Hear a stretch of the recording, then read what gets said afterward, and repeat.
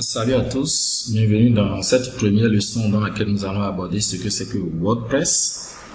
Donc, généralement, WordPress est considéré comme un CMS, un Content Management System. Mais avant d'aller beaucoup plus en détail par rapport à l'ensemble des CMS dont nous allons dans la généralité et revenir beaucoup plus sur WordPress, on va faire un petit détour par rapport à ce qu'on appelle le développement full stack.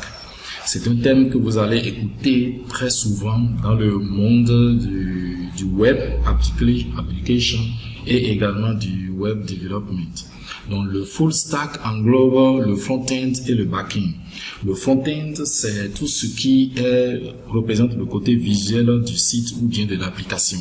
C'est-à-dire l'association des couleurs, tout ce qui a trait à la disposition, par exemple, des modules sur la page. Pourquoi est-ce que on a telle couleur à côté de telle autre chose, tel élément. Donc l'agencement de ces différents éléments, c'est beaucoup plus sur le côté visuel, ce que l'internaute aura finalement comme rendu, c'est le front-end. Mais le back-end va beaucoup plus s'occuper les outils qu'on utilise, c'est-à-dire les langages de programmation qu'on utilise pour pouvoir faire l'ensemble des codages qu'il faut. Généralement, on parle du HTML, du CSS, du JavaScript. On parle également de C++.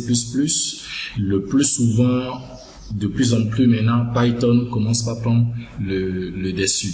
Mais quand on aborde ces différents langages dans le domaine du site web, il y a généralement, pour pouvoir avancer beaucoup plus dans les écritures des codes, on utilise des frameworks. Donc les frameworks sont des interfaces améliorées, d'accord, qu'on a pour pouvoir avancer très vite. Vous allez prendre par exemple le cas, si vous voulez programmer directement en PHP, vous pouvez utiliser par exemple Laravel, qui est l'un des frameworks que je recommande d'ailleurs. Si par exemple c'est en Python, vous pouvez utiliser Django ou soit Flask. Donc il y a plusieurs formes de frameworks qui sont associés à beaucoup plus un langage type par rapport à tout ce que vous allez vouloir développer pour votre site web. Et donc, lorsqu'on prend cet ensemble, d'accord, de framework, on a à l'opposé, ou soit à côté, les CMS. Donc, les CMS ici, comme on avait déjà commencé par l'aborder, c'est Content Management System, donc c'est un gestionnaire de contenu et qui a une interface beaucoup plus améliorée, beaucoup plus digeste. Et donc, c'est déjà un ensemble d'éléments qui est déjà préétabli et qui vous permet par la suite d'avoir une prise en main beaucoup plus facile. Généralement, vous allez entendre parler par exemple de Drupal, vous allez entendre parler de Joomla, vous allez peut-être Magento et WordPress notamment.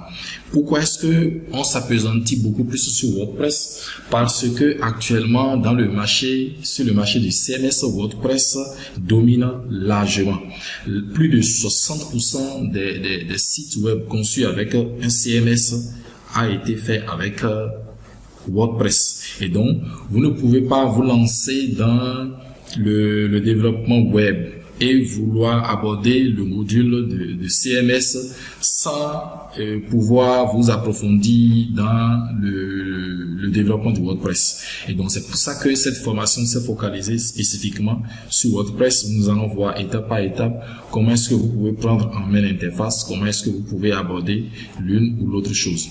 Maintenant, il faut rappeler que d'abord, le CMS WordPress est à la base fait sur du PHP. Donc, celui qui fait par exemple de la programmation avec du PHP utilise Laravel. Oui, Laravel, il est au niveau du développement pur.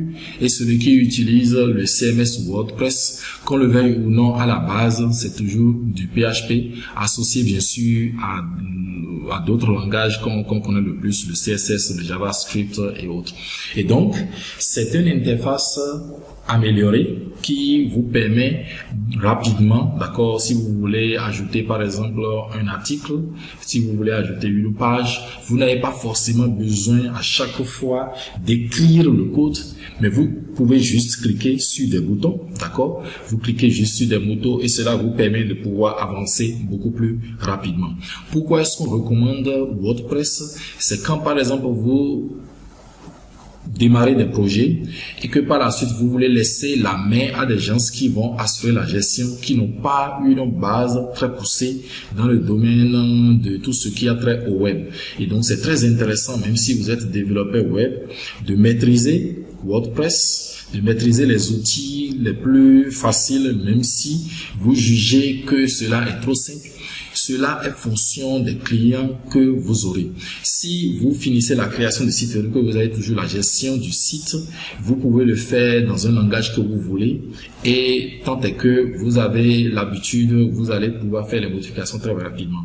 Mais si vous finissez le projet et que la gestion doit être assurée par l'équipe du client et qui ne sont pas aguerris pour pouvoir faire les modifications qu'il faut, surtout actuellement où le SEO oblige à toujours toucher le site web, à toujours modifier des choses.